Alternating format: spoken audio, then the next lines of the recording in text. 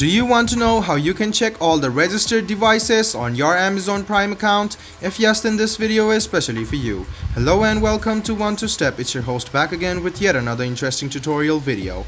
In this video, I'm going to teach you how you can check all the registered devices on your Amazon Prime Video account. Let's go ahead and start with the video.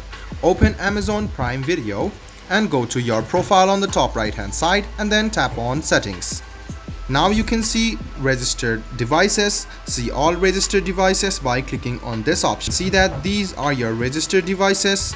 If you want to sign the device out, you can just go ahead and click sign out, which is over here, and click sign out.